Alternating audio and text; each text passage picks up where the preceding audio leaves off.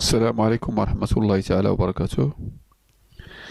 الموديول اللي كنخدمو عليه هنا هو الموديول ديال لا بروغراماسيون ايفينمونسيال.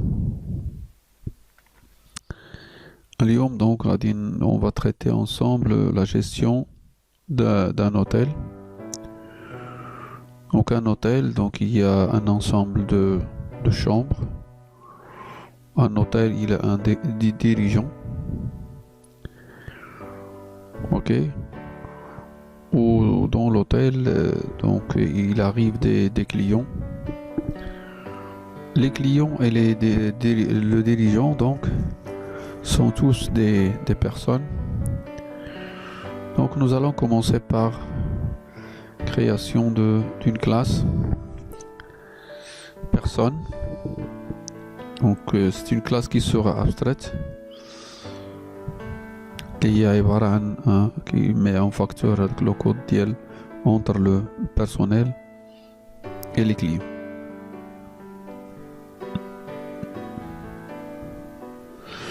Nous allons donc créer un nouveau projet console application. Donc on va l'appeler manage hotel. Ok.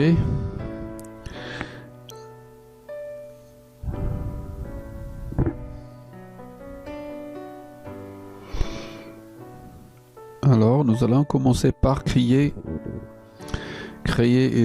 la classe personne. On clique sur le bouton 3, ajouter une classe.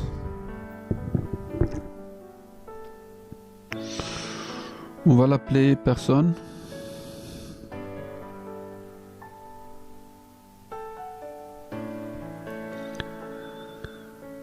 Voilà, donc on a une classe, on a le modificateur, il est public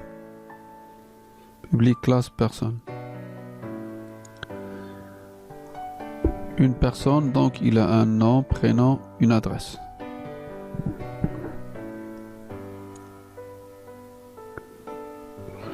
Donc on va créer les propriétés public, string, nom, puisque donc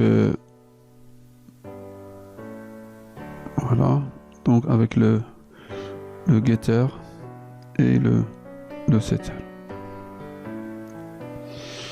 Également, nous avons le prénom pour un client qui est de type string.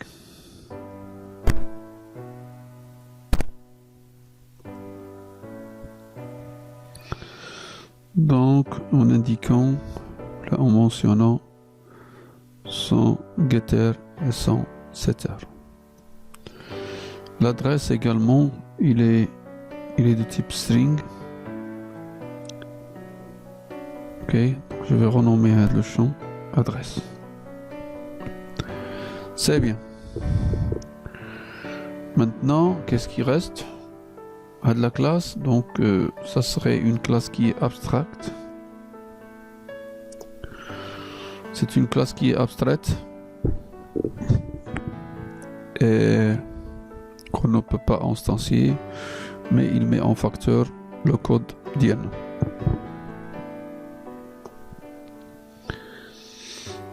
On va créer un constructeur. On voit public personne. Ok. Et un autre constructeur, bien sûr, par initialisation. Mais c'est une surcharge du constructeur. On va indiquer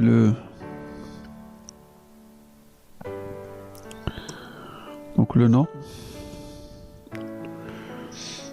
le prénom,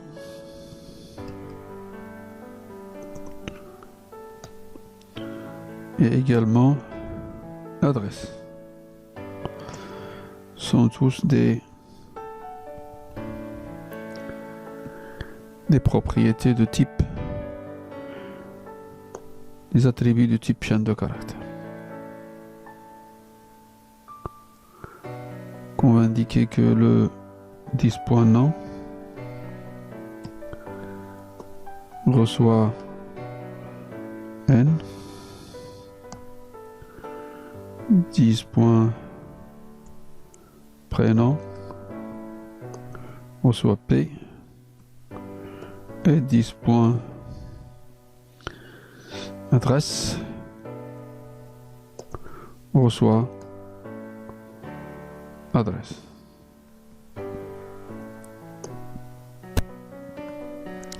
C'est bien.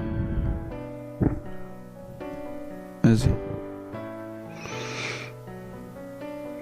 Ensuite, on a le constructeur par initialisation, pardon, constructeur par défaut et le constructeur par initialisation.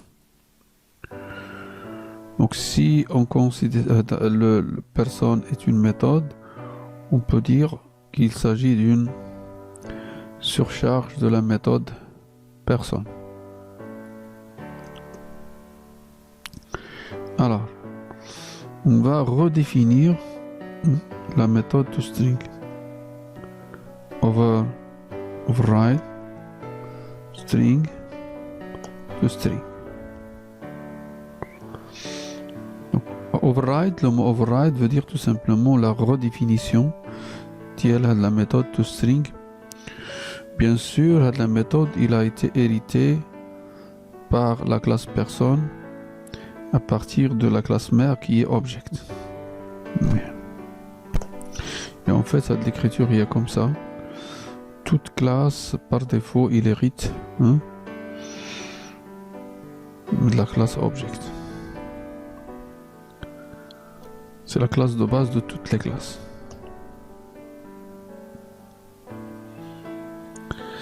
Alors, donc on doit redéfinir, convertir à dit, donc c'est string. Pardon. String. Point format. Et on va donner un format de chaîne de caractères DIN. Et bien, qu'est-ce qu'on va afficher?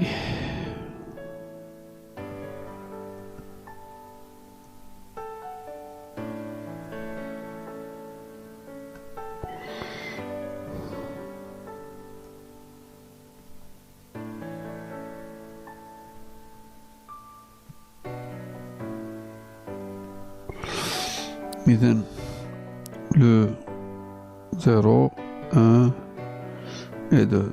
Le 0, donc c'est le nom. Ensuite, le prénom. Et enfin, l'adresse. Il faut indiquer des espaces, il faut ajouter des espaces pour qu'on aura un. Voilà. Là, je vais écrire nom. Deux points. Ok. Prénom. Deux points. Et enfin, l'adresse. Ok. De la personne. Donc on a retourné une chaîne avec une bien formatée. Ok, donc ça représente le nom, prénom, donc il est représenté par ADA et l'adresse bien sûr. Donc on a terminé avec la classe personne. On va attaquer la classe client.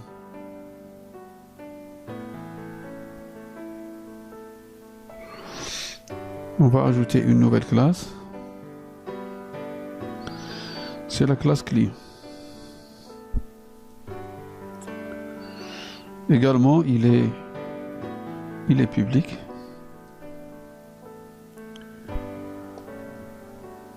Et il possède des propriétés. La classe personne, la classe client, donc, hérite de la classe personne. Donc, le client, il a un numéro avec le getter, donc on a utilisé le getter ou le setter. Il a un constructeur par défaut qui fait appel au constructeur de base auquel donc on a attribué la propriété numéro, la valeur 0. Ensuite, il y a un constructeur par initialisation qui réclame un nom, prénom, une adresse et un numéro. Le nom, le prénom et l'adresse, donc, il figure déjà sur la classe de base. Donc, on a invoqué deux points. Donc, on a invoqué le constructeur de base de la classe de base, bien sûr. Donc, ce qui reste, c'est le numéro. Ça marche. Pour la classe, pardon, la méthode toString. Donc on a pris en compte, on a conservé toString de la classe de base à laquelle on a ajouté le numéro avec un format bien déterminé. Alors maintenant, on va attaquer la classe personnelle. Donc on a ajouté une classe personnelle. Elle-même hérite de la classe personne. Un personnel, donc, il a un matricule et une fonction. Il n'y a pas de conditions sur le matricule et fonction, donc on a utilisé les propriétés automatiques. Alors, pour le constructeur, donc, il a un constructeur de base. Donc, constructeur par défaut, donc il a invoqué le constructeur de base de la classe de base, ok, et on a initialisé le matricule à 0, le matricule fonction à nul, puisque le fonction c'est une chaîne de caractères, ok. Alors, en ce qui concerne le constructeur par initialisation, donc le nom, le prénom, l'adresse, matricule et fonction. Les trois premiers paramètres, donc pour les trois premiers, on a utilisé le constructeur de base de la classe de mère, et les deux derniers, on les a ajoutés le constructeur. Alors pour toString, ok, alors on a conservé la méthode toString de la classe de base et on a ajouté la matricule et la fonction. Ok, pour l'instant, on a donc créé trois classes. Classe personne, classe client qui hérite de personne et classe personnelle qui hérite également de... Alors la prochaine vidéo, Inch'Allah, donc on va créer la classe chambre et la classe hôtel.